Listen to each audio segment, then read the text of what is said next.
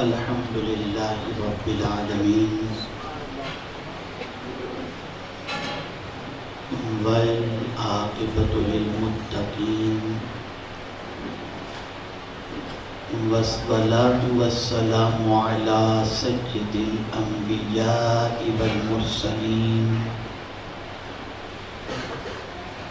وعلى آله وأصحابه الطيبين الطاهرين أما بعد فأعوذ بالله من الشيطان الرجيم بسم الله الرحمن الرحيم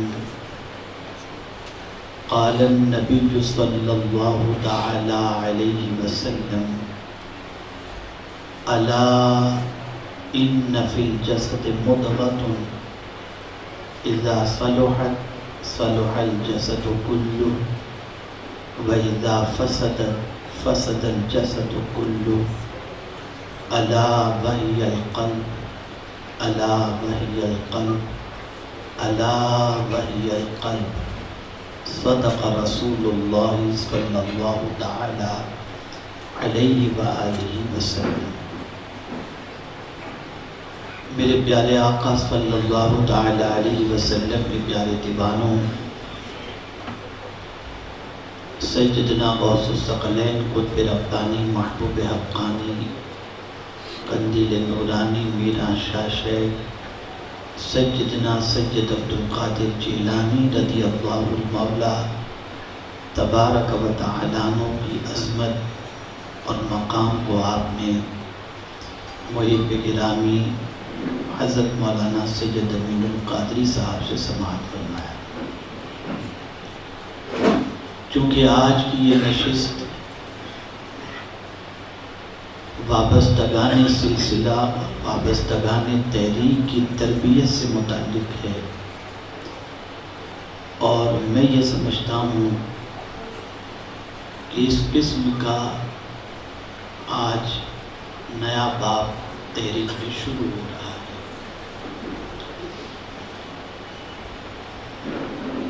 میرے پیارے آقا صلی اللہ تعالی علیہ وسلم کے پیارے دیوانوں، اس سے پہلے کہ جس حدیث مبارکہ کی تلاوت کا میں نے شرف حاصل کیا، کچھ معروضات اس سے متعلق پیش کروں۔ آقا کریم رؤوف الرحیم علیہ التحیۃ والتسلیم کی بارگاہ بے کس پناہ میں جس طریقے سے میں پڑھاؤں، عقیدت و محبت میں ڈوب کر اسی طریقے سے درود و سلام کا نذرانہ پیش کریں۔ الصلاۃ والسلام علیکہ یا رسول اللہ، الصلاۃ والسلام علیکہ یا حبیب اللہ، الصلاۃ والسلام علیکہ یا نبی اللہ، الصلاۃ والسلام علیکہ یا نور اللہ، وعلی آلک و اصحابک یا حبیب اللہ، صلی اللہ تعالی علیہ وسلم۔ میرے پیارے آقا صلی اللہ تعالی علیہ وسلم کے پیارے دیوانوں، محفلیں اس لیے سجائی جاتی ہیں تاکہ دل سج جائے،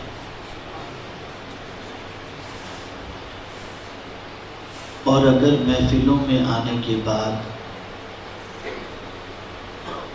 دل میں انقلاب پیدا نہ ہو اور عادات و اطوار کے اندر کوئی تبدیلی پیدا نہ ہو تو آنے جانے کا ثواب تو لکھ دیا جائے گا، مقصد حاصل نہیں ہوگا۔ آج آپ دیکھتے ہیں کہ جمعہ کے خطاب میں، اجتماعات میں، جلسوں میں، کانفرنس میں امت مسلمہ کو یہ بتایا جاتا ہے کہ نگاہوں کی حفاظت کرو، کانوں کی حفاظت کرو، ہو، پیروں پر چل کر گناہوں کے اڈوں پہ نہ جاؤ، ہاتھوں سے ظلم و زیادتی نہ کرو، یہ ساری چیزیں بتائی جاتی ہیں۔ لیکن دیکھتے ہیں کہ مسجد میں نماز پڑھ کر کے بندہ باہر نکلتے ہی اللہ رحم و کرم فرمائے بہت ساروں کی نگاہیں آوارہ ہو جاتی ہیں، تھوڑی دیر بھی نگاہ کی وہ حفاظت نہیں کر پاتا، اور دنوں رات انسان سے کتنے گناہ ہوتے ہیں وہ ہر کوئی بندہ اپنے اعمال کے بارے میں خود سے زیادہ کوئی دوسرا اس کا رب کے علاوہ جاننے والا نہیں۔ یہ مسلمانوں کی پستی، یہ دلوں کی بے قراری، یہ طبیعت کی بے چینی، یہ ساری چیزیں اس لیے ہیں کہ ہمارا دل گندا ہے۔ ہاتھ اگر گناہ کی طرف بڑھ رہا ہے تو دل کے خراب ہونے کی وجہ سے، آنکھیں گناہ کو دیکھ رہی ہیں دل کے خراب ہونے کی وجہ سے، قدم گناہ کی طرف بڑھ رہے ہیں دل کے خراب ہونے کی وجہ سے، زبان سے گانے، گالیاں، غزلیں اور غیبت، جھوٹ، یہ ساری چیزیں سرزد ہو رہی ہیں دل کے خراب ہونے کی وجہ سے۔ اگر پورا وجود گناہ کی طرف بڑھ رہا ہے تو دل کے خراب ہونے کی وجہ سے، اس لیے کہ آقا کریم رؤوف الرحیم علیہ التحیۃ والتسلیم نے ارشاد فرمایا، الا آگاہ ہو جاؤ، ان فی الجسد مضغۃ، بے شک جسم میں ایک گوشت کا ٹکڑا ہے، اگر وہ درست رہا تو پورا جسم درست رہے گا، اور اگر وہ بگڑ گیا تو پورا وجود بگڑ جائے گا۔ آگاہ ہو جاؤ، وہ دل ہے، وہ دل ہے، وہ دل ہے۔ اگر آنکھ کوئی غلط کام کر رہی ہے تو سمجھ لینا دل خراب ہو چکا ہے، فتویٰ لینے کی ضرورت نہیں ہے کسی سے۔ ہاتھ اگر گناہ کی طرف بڑھ رہا ہے تو سمجھ لینا یہ دل خراب ہو گیا ہے، اس لیے کہ دل چاہتا ہے، ہاتھ حرکت میں آتا ہے، دل چاہتا ہے، آنکھ بھٹک جاتی ہے، دل چاہتا ہے، قدم گناہ کی طرف بڑھتے ہیں، دل چاہتا ہے، زبان پھسل جاتی ہے، دل چاہتا ہے، کان مغلظات یا گانے سننے کے لیے آمادہ ہو جاتے ہیں۔ تو سارا معاملہ جو ہے وہ دل کا ہے۔ میرے پیارے آقا صلی اللہ تعالی علیہ وسلم کے پیارے دیوانوں، کپڑا گندا ہو جائے آپ صابن سے صاف کر لیجئے، بدن گندا ہو جائے، ہاتھ پیر گندگی سے آلودہ ہو جائیں تو پانی سے صاف کر لیجئے۔ دل تک تو پانی پہنچتا بھی نہیں، ہاتھ سے آپ کیسے اس کو صاف کریں؟ جب دل گندا ہو چکا ہے تو اس کی صفائی کیسے ہو؟ دل کی پاکیزگی کیسے ہو، دل کی صفائی کیسے ہو؟ اور ہمارا پورا معاملہ یہ ہے اور پوری توجہ یہ ہے کہ ہم جسم کی فکر تو کرتے ہیں، دل کی فکر نہیں کرتے۔ دل کو سنوارو، اس لیے کہ قرآن نے کہا قد افلح من تزکا، مراد کو وہ پہنچا جس نے ستھرائی حاصل کی یا جو ستھرا ہوا۔ بغیر دل کی صفائی کے انسان مراد کو نہیں پہنچ سکتا۔ اب آپ ہم سب یہ جانتے ہیں کہ ہمارا دل گندا ہو چکا ہے، اور اس کی گندگی کی سب سے بڑی نشانی یہ ہے کہ نیکیوں میں اچھا نہیں لگتا، گناہوں میں طبیعت کو اچھا لگتا ہے۔ آج لوگوں کو مسجد میں اچھا نہیں لگتا، تلاوت ہوتی ہے تو آدمی کو بے چینی ہوتی ہے، یہ دل کی بیماری کی وجہ ہے، یہ دل گندا ہو چکا ہے۔ تو اب یہ دل کو کیسے سنوارا جائے؟ تو چونکہ میرا آپ سے کئی قسم کا رشتہ ہے، تو میری پہلی ذمہ داری یہ بنتی ہے کہ ہم سب مل کر اپنے قلب کی اصلاح کی فکر کریں، تاکہ ہمارا دل صاف ستھرا ہو جائے تو انشاءاللہ العظیم ہمارا وجود بھی سلامت رہے گا، اور دل کے صاف ستھرے ہونے کی وجہ سے اللہ رب العزت کامیابی اور کامرانی بھی عطا فرمائے۔ میرے پیارے آقا صلی اللہ تعالی علیہ وسلم کے پیارے دیوان و امام غزالی رحمت اللہ تعالی علیہ دل کی اصلاح کے حوالے سے فرماتے ہیں کہ 10 چیزیں ایسی ہیں جس سے دل کا تزکیہ، دل کی صفائی اور دل کے حالات کو سنوارا جاتا ہے۔ اس میں سے پہلی چیز امام غزالی رحمت اللہ تعالی علیہ نے فرمایا توبہ۔ اس لیے کہ آپ دیکھیں کہ اگر کوئی پلیٹ گندی ہے اور اس میں آپ کو لا کر کے کوئی بریانی پیش کرے تو آپ کی طبیعت خراب ہو جائے گی۔ بریانی تو اچھی تھی لیکن برتن خراب ہو طبیعت خراب ہو جائے گی، لیکن اگر برتن صاف ستھرا ہے تو اس میں کوئی دال لا کر کے بھی کھلائے گا تو طبیعت خراب، برتن صاف۔ تو دل ایک برتن ہے، یہاں تک کہ اولیاء کرام کے دل کے حوالے سے فرمایا گیا وہ اللہ عز و جل کے پیالے ہیں، اور اللہ اپنا جام توحید اللہ کے ولیوں کے دل سے پلایا کرتا ہے۔ یعنی اللہ کے ولیوں کے دل ایسے ہیں کہ جو ان کے قریب ہوتا ہے اسے جام محبت الہی نصیب ہو جاتا ہے۔ پیالہ بتایا اولیاء کے دل۔ تو ہم سب کا دل گندا ہے، سب کا دل الا ماشاءاللہ ایک دم پرا گندا۔ اگر جھانک کر دیکھیں گے تو دل میں سوائے گندگی کے اور کوئی چیز نظر نہیں آئے گی۔ اب میں ان گندگیوں کا تذکرہ کرنے جاؤں تو اس میں وقت نکل جائے گا، لیکن آج دل کی صفائی کے حوالے سے کچھ ضروری باتیں آپ کے گوش گزار کر دوں، تاکہ آج کی نشست میں احوال قلب کی اصلاح کا پہلا دستور آپ سیکھ کر کے یہاں سے اٹھیں انشاءاللہ۔ توبہ، اس کے حوالے سے فرمایا گیا دل کے احوال کو سنوارنے کے لیے، دل کے حالات کو سنوارنے کے لیے، دل کے گناہوں کو، دل کے دھبوں کو مٹانے کے لیے پہلا کام یہ ہے کہ بندہ توبہ کرے۔ اب توبہ ہے کیا؟ کیا اس طرح سے کان پکڑ لینا توبہ ہے، گال پہ دو تماچا مارنا توبہ ہے؟ آج میں آپ کو توبہ کا ایک نیا مفہوم سمجھاتا ہوں، اور میں یقین کے ساتھ انشاءاللہ کہتا ہوں اور یقین رکھتا ہوں کہ انشاءاللہ اس چیز کو سمجھنے کے بعد اپنے دل کے گندے ہونے کا احساس اور اس کا علاج بھی انشاءاللہ سمجھ میں آئے گا۔ توبہ کا کیا معنی ہے؟ توبہ اس معنی کا نام ہے جو 3 چیزوں سے عبارت ہے: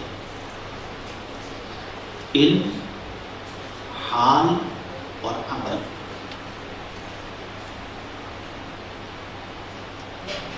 توبہ 3 چیزوں سے عبارت ہے: علم، حال اور عمل۔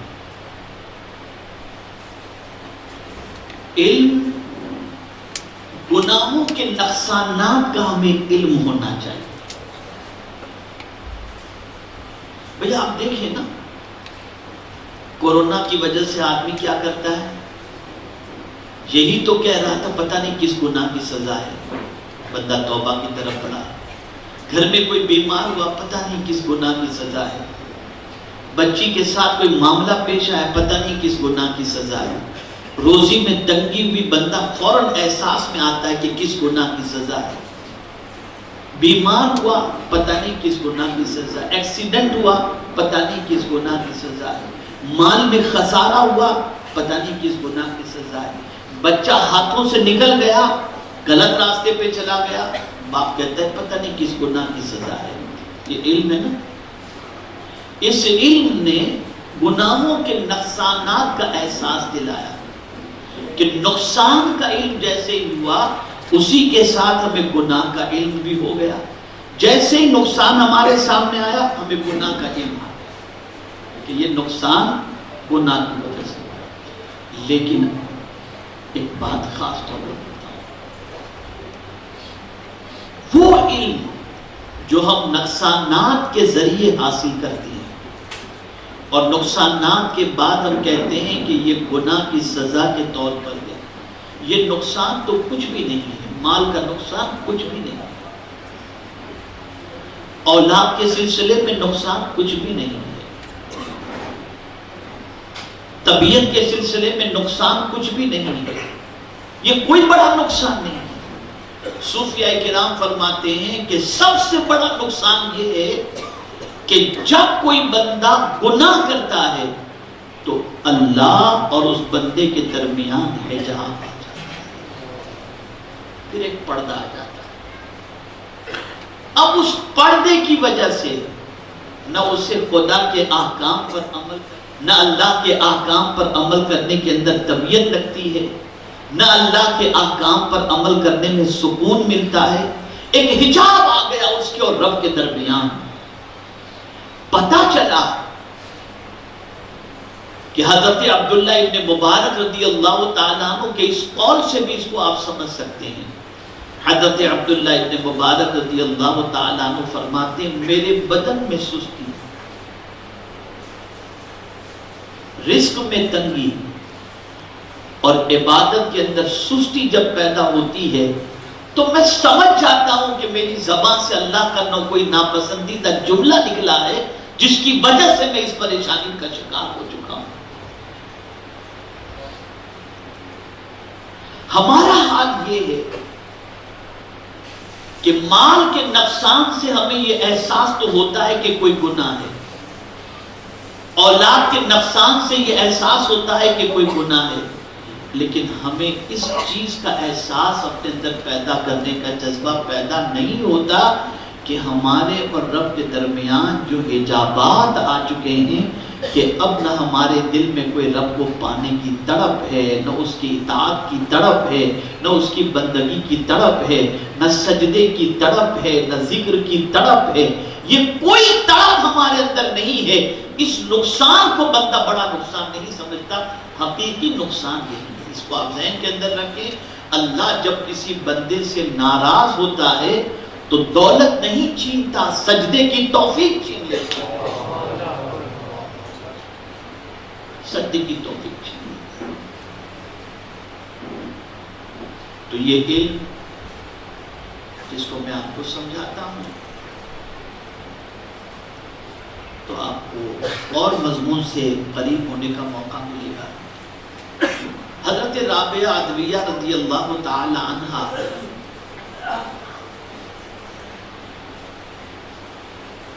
ایک قمیض زیب تن کی ہوئی تھی اور دوسرا قمیض ان کا پھٹا ہوا تھا، تو چاندنی رات کے اندر چھت پر بیٹھ کر کے وہ قمیض سی رہی تھی، اچانک بادشاہ کی سواری وہاں سے گزری اور مشعل ان کے ہاتھ میں تھی، ان کے خدام کے، تو روشنی بہت تیز پھیلی، تو حضرت رابعہ کے دل میں خیال پیدا ہوا کہ اس روشنی سے میں جلدی جلدی جو ہے اپنا قمیض سی لوں، اس لیے کہ قافلہ گزر جائے گا تو اس کے بعد روشنی بھی چلی جائے گی تو مجھے سلنے میں وقت لگ جائے گا۔ اس روشنی سے فائدہ اٹھا کر انہوں نے قمیض سی لیا، پھر اس کے بعد اس قمیض کو پہن کر انہوں نے نماز پڑھی تو نماز میں لذت نہیں ملی، مزہ نہیں آیا نماز میں، نمازوں کو بار بار دہرا رہی اور کہہ رہی پتہ نہیں کیا بات ہے، قمیض وہی ہے جسے اکثر میں پہنا کرتی تھی، لیکن آج نماز میں مجھے وہ لذت کیوں نہیں مل رہی؟ انہوں نے اس کے بعد جو ہے وہ قمیض چینج کی، اور دوسرا قمیض جیسے ہی انہوں نے پہنا تو نماز میں ملنے والی پہلے والی لذت وہ لوٹ آئی۔ اس کے بعد حضرت رابعہ گردن جھکا کر اپنے کریم سے عرض کرتی، میرے مولا اس قمیض میں ایسی کیا کمی تھی جس کی وجہ سے تو نے عبادت کی لذت چھین لی؟ جواب آتا ہے، میری بندی کیا تو نے بادشاہ کے خدام سے مشرق کی روشنی لینے کی اجازت لی تھی؟ بغیر اس کی اجازت کے تو نے اس روشنی سے فائدہ اٹھایا تو ہم نے تیرے سینے سے عبادت کی لذت کو چھین لیا۔ تو انہیں احساس ہوتا تھا ہم تو ایک فرض سے سبکدوش ہونے کے لیے نماز پڑھتے، لذت حاصل کرنے کے لیے نہیں پڑھتے، قرب خدا کی دولت سے مالا مال ہونے کے لیے نہیں پڑھتے، گناہوں سے بچنے اور نماز اس طرح سے پڑھیں کہ اس کی وجہ سے گناہوں سے بچیں، اس غرض سے نماز ہی نہیں پڑھتے۔ ہم تو بس آئے، وضو کیے، جلدی سے سر پہ رکھے، اللہ اکبر، چل دیے، جیسے آئے تھے ویسے چلے، بس ایک فرض ہم نے سر سے اتار دیا۔ اللہ والوں کا معاملہ یہ ہوتا کہ انہیں فوراً پتہ چل جاتا، حجاب آ جاتا فوراً، اور اسی حجاب کی بنیاد پر وہ پھر کفارے کے اندر آپ کو معلوم ہے کتنی رکعتیں پڑھا کرتے تھے، صرف ایک اتنے سے داغ کی وجہ سے اس داغ کو دھونے کے لیے کئی رکعتیں پڑھتے تھے، اس لیے کہ وہ جانتے تھے کہ اس داغ کو دھونے کا سوائے اس کے اور کیا طریقہ ہوگا، کہ قرآن کہتا ہے ان الحسنات یذہبن السیئات، بے شک نیکیاں گناہوں کو مٹا دیتی ہیں۔ ایک بزرگ کی عادت تھی تکبیر اولیٰ کے پابند تھے، اور 30 سال تک تکبیر اولیٰ ان کی مس نہیں ہوئی، پانچوں وقت کی نماز تکبیر اولیٰ کے ساتھ ہوا تھا۔ ایک دن فجر کی نماز میں 30 سال کے بعد ایک دن فجر کی نماز میں جب وہ مسجد پہنچے تو ایک رکعت ان کی چھوٹ گئی تھی۔ تو نماز تو انہوں نے پڑھ لی، لیکن دل میں صرف اتنا خیال پیدا ہوا کہ پتہ نہیں آج لوگ کیا سوچیں کہ ان کی کیوں ایک رکعت چھوٹی، لوگ کیا سوچیں۔ آپ اور ہم ہو تو ہماری سوچ کے اوپر تو ہم تو کوئی تازیانہ یا کوئی اس کا کفارہ دینے کے لیے تیار نہیں ہوگا، لیکن اللہ والے کے دل میں یہ خیال پیدا ہوا کہ پتہ نہیں لوگ کیا سوچیں، آنکھوں سے آنسو جاری ہو گئے، یا اللہ تو کیا میں نے 30 سال تک تکبیر اولیٰ کی پابندی اس لیے کی تاکہ لوگ مجھے دیکھتے ہو، اے اللہ مجھے معاف فرما۔ اور پھر 30 سال کی نماز کو انہوں نے دوبارہ دہرایا، دوبارہ اس لیے کہ وہ جانتے تھے کہ دل کے اندر داغ لگ جائے اور دل میں گناہوں کی وجہ سے جو دھبا لگ جائے تو اس سے حجابات آ جاتے، پردے پڑ جاتے۔ ہمارے تو بالکل دل کی پوزیشن ایسی ہے کہ بالکل پردہ ہی پردہ ہے، پردہ ہی پردہ ہے ہمارے اور معبود کے درمیان۔ اتنے گناہ ہو چکے کہ اب تو گناہ کر کے بھی آدمی کو شرمندگی نہیں ہے، گناہ کہہ کے مسکراتا ہوا نظر آتا ہے، گناہ کر کے ہنستا ہوا نظر آتا ہے، کہہ لگاتا نظر آتا ہے، کوئی احساس نہیں۔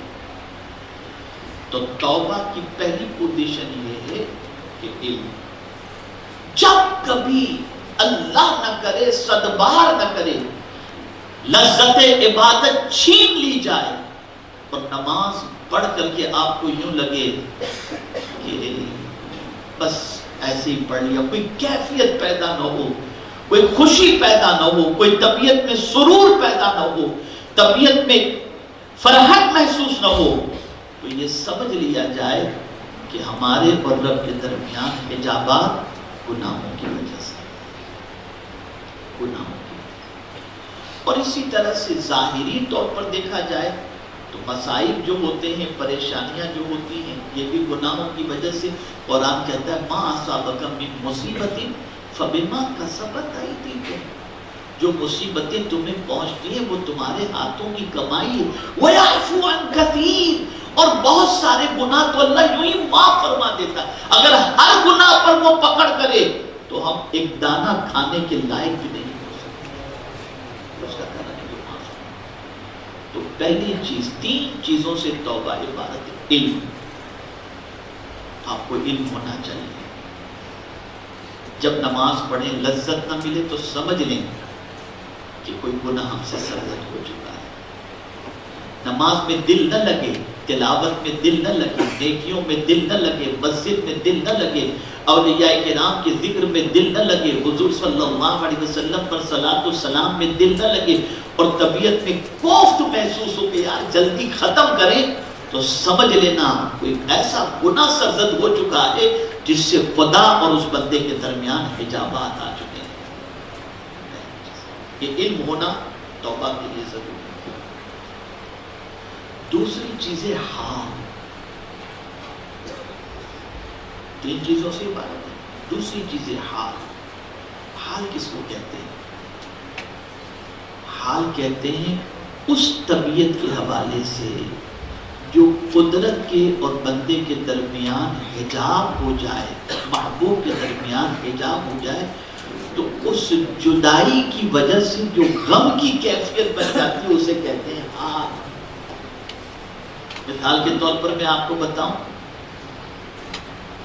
کہ آپ اپنے بیٹے سے محبت کرتے ہیں، آپ اپنے باپ سے محبت کرتے ہیں، اللہ نہ کرے صدبار نہ کرے کوئی ایسا معاملہ ہو جائے کہ آپ کے اور ان کے درمیان جدائی ہو جائے جس سے آپ بے پناہ محبت کرتے ہیں، تو آپ کے دل میں اس کا غم ہوگا یا نہیں؟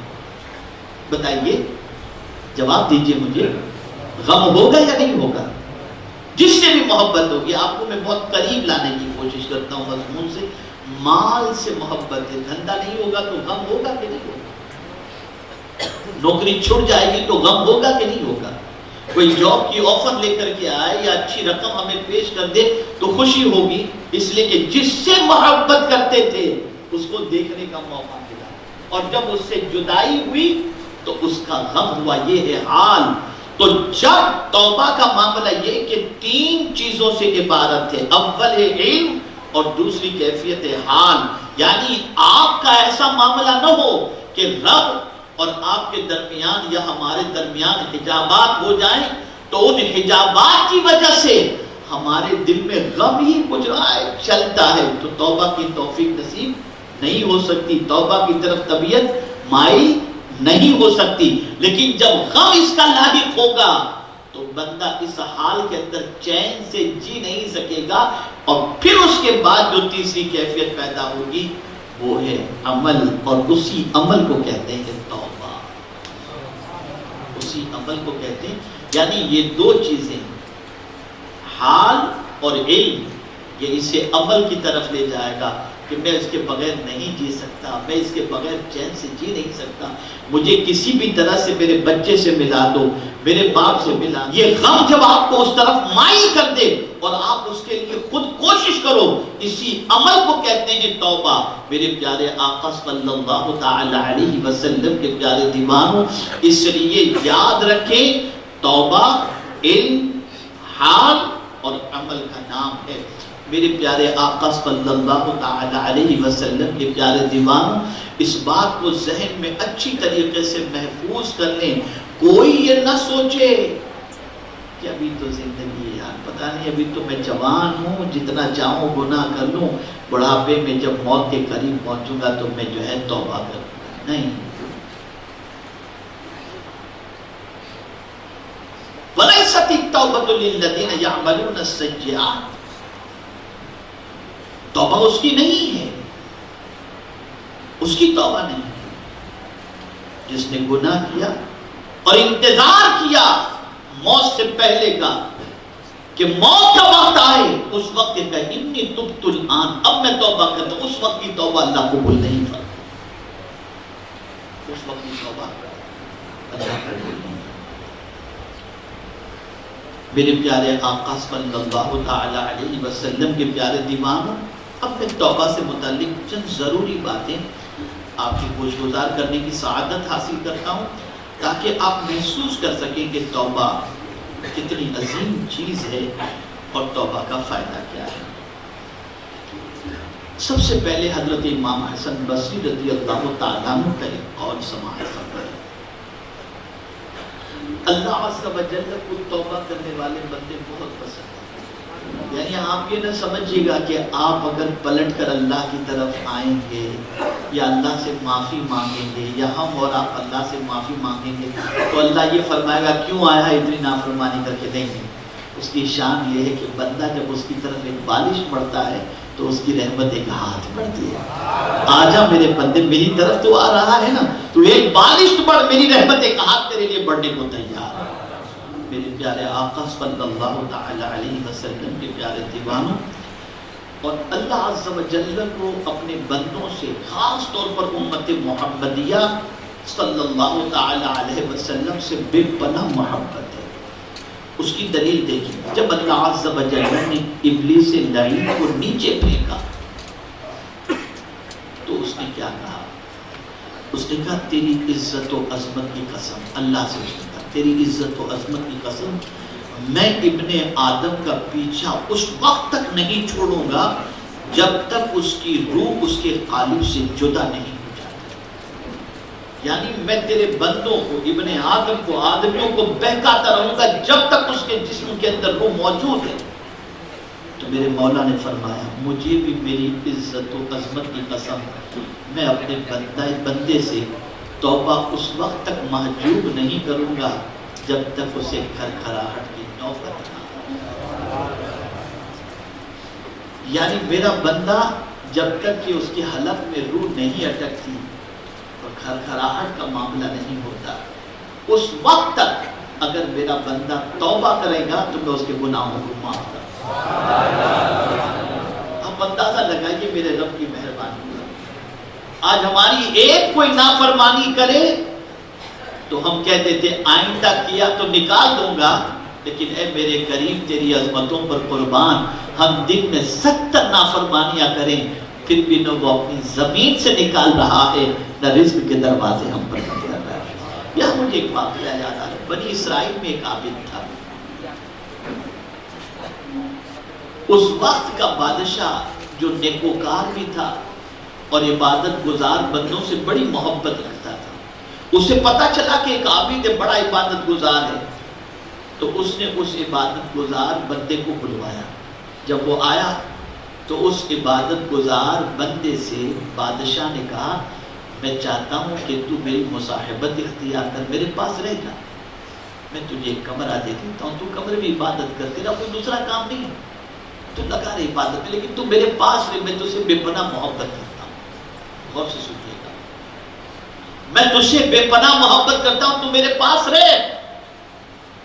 تو اس عابد نے کہا بادشاہ تمہاری اس قدر کرنے کا میں شکریہ ادا کرتا ہوں، لیکن ایک سوال میں تم سے پوچھتا ہوں۔ وہ سوال یہ ہے کہ بادشاہ یہ بتاؤ تم نے مجھے کوئی کمرہ دیا، میں اس کمرے میں گیا اور اس کمرے سے نکلا اور اچانک تمہارے کسی کمرے کی طرف میری نظر پڑی اور اس میں تمہاری کسی لونڈی کو میں نے دیکھ لیا اور پھر میں نے اس سے کھلواڑ کرنا شروع کر دیا، تو تم میرے ساتھ کیا کرو گے؟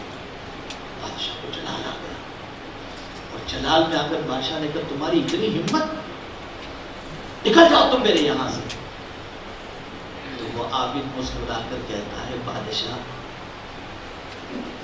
ابھی تو میں نے کوئی گناہ تیرے یہاں کیا نہیں اور تو مجھے نکال رہا ہے، مجھے تیرے در کی حاجت نہیں ہے، میرے رب کا در وہ در ہے کہ 70 گناہ کروں تو بھی وہ مجھے معاف فرما دیتا، مجھے اس در کو نہیں چھوڑنا، میرے لیے وہ در کافی ہے۔ میرے رب کی شان، یہ میرے رب۔ اے رسول اعظم صلی اللہ تعالی علیہ وسلم کے دیوانوں، اسی طریقے سے پروردگار جل جلالہ کی شان قرآن مقدس میں اللہ عز و جل نے خود بیان فرمائی۔ حضرت امام سعید ابن مسیب علیہ الرحمہ نے یہ آیت کریمہ فَإِنَّهُ كَانَ لِلْأَوَّابِينَ غَفُورًا، بے شک وہ بکثرت توبہ کرنے والوں کے لیے بڑا غافر ہے۔ یعنی کوئی بہت زیادہ توبہ کرتا ہے تو وہ بہت زیادہ معاف کرنے والا ہے، اگر بندہ بہت زیادہ توبہ کرتا ہے تو وہ بھی بہت زیادہ معاف فرمانے والا ہے۔ اللہ اکبر۔ اس کی تفسیر میں حضرت سعید بن مسیب رضی اللہ تعالی عنہ فرماتے ہیں جس سے گناہ ہو جائے پھر توبہ کر لے، پھر گناہ کر بیٹھے، پھر توبہ کر لے، پھر گناہ کر بیٹھے، پھر توبہ کر لے، تو ایسے بندے کو اواب کہا جاتا ہے۔ تو اگر کوئی شخص گناہ کر کے اس سے گناہ ہو گیا، انجانے میں گناہ ہو گیا، بہت کنٹرول کرنا چاہتا تھا پھر بھی قدم پھسل گیا اور گناہ سرزد ہو گیا، اور اس گناہ کے احساس کی وجہ سے وہ رو رہا ہے اور بارگاہ سبدیت میں توبہ کر رہا ہے، تو میرا مولا اسے معاف فرماتا ہے۔ اب میرے پیارے آقا صلی اللہ تعالی علیہ وسلم کے پیارے دیوانوں، خاص طور پر توبہ کے سلسلے میں جو بات مجھے آپ کی گزار کرنی ہے اسے آپ ذہن کے اندر محفوظ فرما لیں کہ توبہ کا حکم اللہ عز و جل نے قرآن مقدس میں دیا، فرمایا یا ایھا الذین آمنوا توبوا الی اللہ توبۃ نصوحا، اور ایک مقام پر پروردگار جل جلالہ نے فرمایا وتوبوا الی اللہ جمیعا ایھا المؤمنون لعلکم تفلحون۔ اب آپ دیکھیں توبہ، کس گناہ کی کیسی توبہ لازم ہوئی؟ گناہ ہوئے ہیں نہ آپ کہہ سکتے ہیں کہ آپ سے گناہ نہیں ہوا، نہ میں کہہ سکتا ہوں مجھ سے گناہ نہیں ہوا، تو کیسے گناہ کی کیسی توبہ لازم ہے، اسے ذہن میں رکھو۔ تو میرے پیارے آقا صلی اللہ تعالی علیہ وسلم کے پیارے دیوانوں، فرمایا گیا گناہ کے کاموں کی دو صورتیں ہیں، حقوق اللہ سے متعلق اور حقوق العباد سے متعلق۔ ایک گناہ کا تعلق اللہ سے ہے اور ایک گناہ کا تعلق اللہ کے بندوں سے ہے، یعنی کچھ اللہ کے حقوق ہیں جس کو بندے نے ادا نہیں کیے، اور کچھ بندوں کے حقوق ہیں جس کو بندے نے ادا نہیں کیے۔ تو اب آپ دونوں کے حوالے سے سماعت فرمائیں تاکہ محسوس کر سکیں، اس لیے کہ بہت سارے لوگ کیا کرتے ہیں، اللہ ماشاء اللہ، کسی کا 5 لاکھ روپیہ کھا کے چلے عمرہ کرنے کے لیے، متبدل شریف پڑھیں اللہم صلی علی سیدنا مولانا محمد المعدن الجود والکرم وآلہ الکرام وابنہ الکریم وبارک وسلم صلاة وسلام علیک یا سیدی یا رسول اللہ صلی اللہ تعالی علیہ وسلم۔ تو میرے پیارے آقا صلی اللہ علیہ وسلم کے پیارے دیوانوں، بہت سارے لوگ ایسے ہیں جو لوگوں کے پیسے کھا گئے اور چلے گئے عمرہ کے لیے، چلے گئے حج کے لیے، اور لوگوں کا قرض سر پر موجود ہے اور مسجد بنانے کے لیے پیسہ دے دو، بھائی میرے 25,000 لکھ لو، اور پتہ چلا ان پر لوگوں کا 5 لاکھ روپیہ نکل گیا، اور وہ یہ سمجھ رہے کہ ہم ثواب کما رہے ہیں، ہمیں فائدہ ملے گا، ہمیں قیامت میں اجر ملے گا۔ اس قسم کا بھی معاملہ ہوتا ہے، آپ دیکھتے ہو، تو اسے اچھی طرح، اور پھر یہ سمجھتے ہیں چلو یار اتنا کھا لیے، اتنا مسجد میں دے دے نا، اپنا معاملہ برابر ہو جائے، ایسا نہیں ہے۔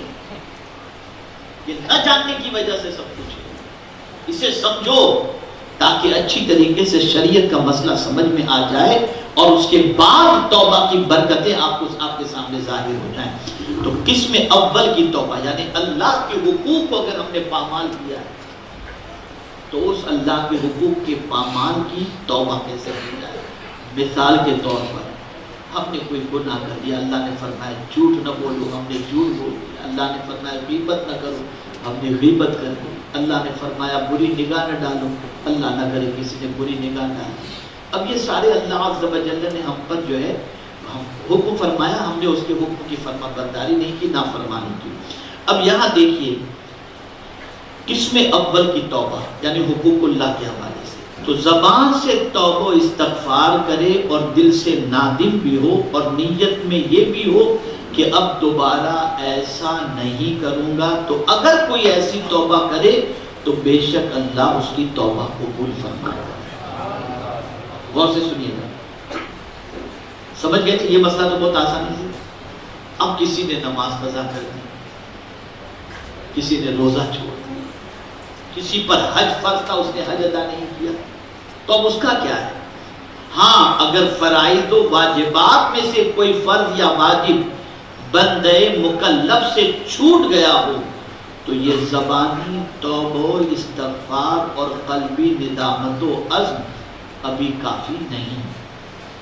جب تک کہ چھوڑے ہوئے حکم کی قضا یا قائم مقام قضا نہیں لائے گا، اس وقت تک محض زبانی توبہ اور قلبی ندامت نفع نہیں دے گی۔ نمازیں قضا ہو چکی ہیں تو نفل کی ضرورت نہیں ہے، آپ قضا اوپری پہلے پہلے نفل روزہ رکھنے کی ضرورت نہیں، ان روزوں کی قضا کرو، پہلے ان چیزوں کو ادا کرو۔ زکوٰۃ آپ پر واجب تھی، آپ نے نہیں دی، اب آپ کو صدقہ نافلہ کی ضرورت نہیں، آپ پہلے اس زکوٰۃ کی رقم کو ادا کرو۔ ہاں اگر ایسا کوئی مسئلہ ہو گیا کہ اب آپ کو ایسا عذر ہے، ایسی عمر ہو چکی ہے کہ روزہ نہیں رکھ سکتے، تو شریعت نے اس کے قائم مقام جو طریقہ رکھا ہے، اس قائم مقام طریقے سے آپ اس کا ازالہ کر دیں اور اس کے بعد اللہ کی بارگاہ میں توبہ کریں، اللہ توبہ قبول فرمائے۔ یہ جو کہا جاتا ہے کہ بڑی رات کو 2 رکعت نفل پڑھ لو، زندگی کی ساری نماز قضا نمازیں معاف کر دی جائیں گی، نہیں، یہ غلط ہے، یہ غلط ہے۔ اور جو لوگ 100 رکعت نفل پڑھتے ہیں اور اپنی فرض نمازیں جو قضا ہو چکی ہیں اس کی فکر نہیں کرتے، تو کوئی نفل اس وقت تک اللہ کی بارگاہ میں قبول نہیں ہوتا جب تک کہ بندہ اللہ عز و جل کے فرض کو ادا نہ کر لے جو اس کے ساتھ۔ یہ حقوق اللہ سے متعلق۔ اب حقوق العباد سے متعلق یہ دوسرے قسم کی توبہ، میں سمجھتا ہوں کہ حقوق اللہ سے متعلق دونوں توبہ آپ کو سمجھ میں آ گئی۔ حقوق العباد سے متعلق توبہ کی کیفیت، اور رہا وہ گناہ جو تیرے اور مخلوق خدا کے درمیان والا ہے، تو اس میں زبانی توبہ اور استغفار اور قلبی ندامت تیرے لیے کافی اس وقت تک نہیں جب تک کہ جس کا حق تو نے مارا ہے وہ تجھے معاف نہ کر دے۔ بندہ جب تک یہ معاف نہیں کرے گا اللہ بھی معاف نہیں فرمائے۔ آپ پر کسی کا قرض ہے، ہمارے یہاں تو یہ ہے کہ باپ کا انتقال ہوا، باپ کا قرض تھا، تو بیٹا جنازے کے قریب کھڑے ہو کر کہتا ہے بھائی جن کا قرض تھا مجھ سے لے لینا یا معاف کر دو۔ یہ ہوتا ہے نا، ہر جگہ یہ ہوتا ہے، تقریباً جگہوں پر لوگ اس طریقے کی باتیں کرتے ہوئے۔ کیوں یہ آخر کہتے ہیں؟ اس لیے کہ اللہ نے یہ بات دل میں ڈال دی ہے کہ قرض والا گناہ معاف نہیں ہوگا، بندے کا حق معاف نہیں ہوگا جو حق مارا گیا۔ اس لیے آقا کریم صلی اللہ تعالی علیہ وسلم نے بندوں کے حقوق سے متعلق جب نماز جنازہ کا معاملہ ہوتا تو سرکار صلی اللہ علیہ وسلم اعلان فرماتے بھئی یہ جو میت آئی ہے اس پر کسی کا قرض تو نہیں ہے؟ یہ سرکار صلی اللہ علیہ وسلم پوچھا کرتے تھے۔ اور یہاں یہ بھی یاد رکھو، اگر کوئی شخص بہت مقروض ہو گیا اور قرض دینے کی کوشش بھی کر رہا ہے اور کوئی فضول خرچی نہیں کر رہا، جتنا آیا پہلی فرصت میں سوچتا ہے کہ میں قرض ادا کروں، اور اسی دوران قرض کی ادائیگی میں محنت کرتے کرتے کرتے وہ اس دنیا سے چلا گیا اور قرض پورا ادا نہیں کیا، تو جانتے ہیں قیامت کے دن آقا کریم صلی اللہ علیہ وسلم جس کا قرض تھا اس بندے کو راضی کر دیں گے۔ ادا کی نیت ہونی چاہیے۔ اسی طریقے سے ہم بہت سارے کاموں میں جلدی کرتے ہیں، لیکن 3 کاموں میں ہمیں جلدی کا حکم دیا گیا ہے۔ حضرت ابو بکر واسطی رحمت اللہ تعالی علیہ نے فرمایا کہ 3 کاموں میں ٹال مٹول نہ کرو۔ نمبر 1 نماز میں، کہ نماز کا مستحب وقت ہو جانے پر نماز میں ٹال مٹول مت کرو۔ تدفین میں، اگر کسی کا انتقال ہو جائے تو اس میت کو دفن کرنے میں ٹال مٹول مت کرو۔ اور تیسری بات، گناہ ہو جائے تو توبہ کرنے میں دیر مت کرو، کل کر لوں گا، بعد میں کر لوں گا، تبھی کر لوں، توبہ کرنے کے اندر بھی جلدی کرو۔ میرے پیارے آقا صلی اللہ تعالی علیہ وسلم کے پیارے دیوانوں، یہ بات اچھی طریقے سے یاد رکھیں، جو لوگ توبہ توبہ توبہ توبہ توبہ خالی کرتے اس سے کام نہیں چلے گا۔ سچی توبہ کی پہچان اور نہایت آسان چیز جو بیان کی گئی ہے اسے آپ سماعت فرمائیں۔ بعض حکماء نے اس کے بارے میں کیا فرمایا؟ پہلی چیز، 4 4 باتوں سے توبہ کی حقیقت کھل جاتی ہے. 4 باتوں سے توبہ کی حقیقت کھل جاتی ہے. بس میں سمجھتا ہوں کہ آج کے لیے اتنا ڈوز آپ کے لیے کافی ہو جائے. بہت زیادہ ڈائجسٹ کرنا شاید مشکل ہو جائے. آج اتنا ہی، اس لیے کہ یہ باب ہی اتنا لمبا ہے کہ کئی دنوں تک صرف اسی پر گفتگو ہو. لیکن آج میں یہ چاہتا ہوں کہ اس نشست کے اندر وابستگان سلسلہ ہوں یا وابستگان تحریک ہوں، سب اپنے احوال قلب کو درست کرنے کے لیے سب سے پہلے توبہ کی طرف اپنے قدم کو بڑھائیں. تو اب آپ دیکھیں کہ 4 باتوں سے توبہ کی حقیقت کھل جاتی ہے کہ ہم نے سچی توبہ کی ہے یا نہیں. کتنی چیزوں سے کھل جاتی ہے؟ بولیے 4 باتوں سے. نمبر 1 یہ کہ بندہ اپنی زبان کو فضول گوئی، دروغ گوئی اور غیبت سے روک لے، بند کر. یعنی آپ نے سچی توبہ کی ہے اور آپ کی توبہ اللہ کی بارگاہ میں قبول ہوئی ہے، اس کو اگر جاننا ہو تو اس کی پہچان کیا ہے؟ پہلی پہچان یہ ہے کہ آپ اپنی زبان سے جھوٹ بولنے سے بچ جائیں، غیبت کرنے سے بچ جائیں اور فضول باتوں سے اپنی زبان کو روک لیں. تو سمجھ لینا کہ آپ نے اللہ عز و جل کی بارگاہ میں سچی توبہ. پہلی پہچان. دوسری پہچان، کسی کے لیے دل میں حسد اور دشمنی نہ پائے. اپنے دل کے اندر بغیر کسی شرعی عذر کے کسی کے لیے بھی دل میں حسد نہ ہو. اگر اللہ کسی کو نواز رہا ہے تو دعا کرے مولا تو اسے اور نواز، دیکھ کر کے یہ نہیں کہ کب یہ تباہ اور مجھے اطمینان ہو. نہیں، اگر دل اتنا صاف ہو جائے کہ حسد کسی کا دل میں نہ ہو تو سمجھ لینا اللہ نے اس کی توبہ قبول کر لی. تیسری یہ ہے کہ بری سنگتوں کو چھوڑ دے.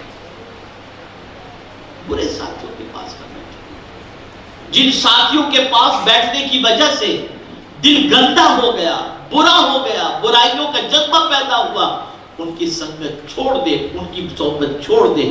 یہ تیسری بات. اور چوتھی بات جو فرمائی گئی وہ یہ ہے کہ موت کے لیے تیاری شروع کر دے. کائے کے لیے تیاری شروع کر دے؟ موت کے لیے. بس یہ سوچے اب موت آئے گی، کب موت آئے گی، تب موت آئے گی نہیں معلوم. اور کورونا نے تو یہ بتا بھی دیا سب. اچھے اچھے جوان بخار آیا، پیش نکلے، نیمونیا ہوا، چلے گئے. اب یہاں موت کے حوالے سے آپ کو بتاؤں، موت کے حوالے سے سیدنا فاروق اعظم رضی اللہ تعالیٰ عنہ نے اپنی جو مہر بنائی تھی نا، یہ خطوط لکھتے تھے، اس کے بعد جو مہر لگاتے تھے، اس مہر میں کیا لکھا تھا؟ مہر میں کیا لکھا تھا؟ کفانی بالواعظ موتن. عمر نصیحت کے لیے موت ہی تیرے لیے کافی. اس سے بڑی کوئی نصیحت نہیں. یہ آپ نے اپنی مہر کے اندر رکھا تھا. اور اس طرح سے موت کو یاد رکھتے تھے کہ رات کو جب سونا ہوتا تو سونے سے پہلے اپنی جو ہے وہ درے کو چادر کے نیچے سے، چٹائی کے نیچے سے نکالتے تھے اور اپنے پیر پر مار کر کے کہتے تھے عمر بتا آج پورا دن تو نے کیا کیا ہے. یہ اپنے پیر سے سوال پوچھتے تھے. پتہ نہیں کس حال میں موت آتی. تو موت کو ہمیشہ یاد رکھو، اس کی تیاری کرو، اس کی تیاری میں لگ جاؤ. حضرت عثمان ذو النورین رضی اللہ المولا تبارک و تعالی عنہ جب قبرستان جاتے تھے تو قبرستان جانے کے بعد بہت روتے، قبر کے پاس کھڑے ہوتے بہت روتے تھے. کسی نے پوچھا حضور آپ قبرستان جاتے ہیں تو قبر کے پاس کھڑے ہو کر بہت روتے ہیں، آپ کو اتنا روتے ہوئے کبھی نہیں دیکھا جاتا جتنا آپ قبر کے پاس کھڑے ہو کر کے روتے. تو سنیے، ارشاد فرماتے ہیں قبر پہلی منزل ہے، اگر یہ درست رہی تو باقی کی منزلیں خود بخود آسان ہو جائیں گی. آسان ہو جائے گی باقی کی منزلیں. موت کو مت بھولو. اور یہ بات بھی یاد رکھو بندہ ادھر قبر میں گیا اس کی دنیا ختم ہو گئی. دنیا ختم. مظاہر قبر زمین کے اوپر ہی نظر آتی ہے کہ زمین کے اندر ہی اس کو بھیجا جا رہا ہے، زمین کے اندر اسے ڈالا جا رہا ہے، زمین دنیا کے اندر نظر آتی ہے، لیکن وہ بندہ دنیا میں نہیں ہوتا، اس کی آخرت کا سلسلہ شروع ہو جاتا ہے۔ موت کی تیاری۔ تو میرے پیارے آقا صلی اللہ تعالی علیہ وسلم کے پیارے دیوان، اپنے دل کو صاف ستھرا کرنے کے لیے، احوال قلب کے لیے، تزکیہ قلب کے لیے پہلی چیز ہے توبہ۔ اور یہ توبہ کے حوالے سے میں نے 4 باتیں خاص طور پر بتائیں کہ صرف اور صرف کان پکڑ کے، گال پہ ہاتھ مار کے زبان سے توبہ توبہ کہنے سے توبہ نہیں ہے، بلکہ آپ کی زبان اگر جھوٹ بولنے سے، غیبت کرنے سے، فضول گوئی سے رک جاتی ہے، اسی کے ساتھ ساتھ کسی کے لیے دل میں حسد نہیں ہے، اسی کے ساتھ ساتھ برے دوستوں کی سنگت سے آپ نے چھوڑ دی، اور چوتھی چیز موت کی تیاری میں لگ گئے، تو سمجھ لو اللہ کی بارگاہ میں آپ نے توبہ کی ہے، اور اللہ رب العزت جل جلالہ کی ذات سے امید ہے کہ اللہ تعالیٰ قلب کی صفائی عطا فرمائے گا اور دل کو منور و مجلہ فرمائے گا۔ میرے پیارے آقا صلی اللہ علیہ وسلم کے پیارے دیوانوں، وابستگان تحریک اور وابستگان سلسلہ سے میری گزارش ہے، سنت نبوی صلی اللہ علیہ وسلم پر عمل کرتے ہوئے روزانہ بلا ناغہ کم از کم 100 مرتبہ استغفر اللہ استغفر اللہ استغفر اللہ یہ پڑھ لیا کریں۔ یاد رکھیں اسی کے ساتھ 5 وقت کی نماز پابندی کے ساتھ بلا ناغہ ادا کریں، جان بوجھ کر کے 1 وقت کی نماز کو بھی قضا نہ کریں۔ اسی کے ساتھ روزانہ 100 مرتبہ درود شریف آقا کریم صلی اللہ علیہ وسلم پیش کریں، اور اسی کے ساتھ ساتھ آپ ہر جمعہ کو سورہ کہف کی تلاوت اپنے لیے لازم کر لیں۔